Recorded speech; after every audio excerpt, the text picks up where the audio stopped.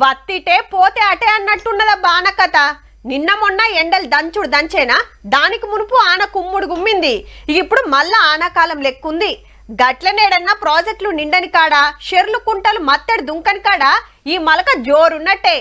ఇవాళ వాతావరణం ఏడెట్లుందో అంతా చూద్దాం. ఫస్ట్ పట్నం కెంచి చాలు చేద్దాం.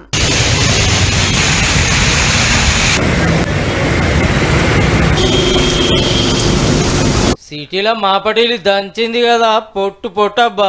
ఎల్బీ నగర్కి వెళ్ళి వనస్థలిపురం పోయే తోవల విజయవాడ హైవే మీద గిట్లున్నది. రోడ్లు మొత్తం వరదల మునిగితే నీళ్లు మళ్లిస్తానికి తిప్పల పడ్డారు మున్సిపాలిటీ వాళ్ళు. పట్నంలో ఆ కోసకేంచి ఈ కోసం దానిక దంచుడే దంచుడు. పబ్లిక్ అంతా ఇళ్లలోకి చేరే అల్లయ్యే వరకు మస్తు తిప్పలైంది.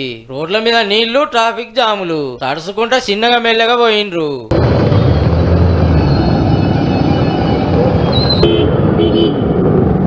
ఇక పొద్దుగాల మెదక్లనైతే కుండపోతే 3 గంటల్లో 13 సెంటీమీటర్ల వాన అంటే చూడుర్రిగా.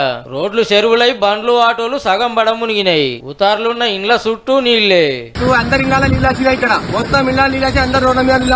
మొన్నటి వరదలకు మూతపడ్డ ఏడుపాయల దుర్గమ్మ గుడి 28 రోజుల తర్వాత తెరిస్తే ఇవాళ పూజలు జరిగినాయి. అటు పాలమూరులో పొట్టు పొట్టు కొట్టింది.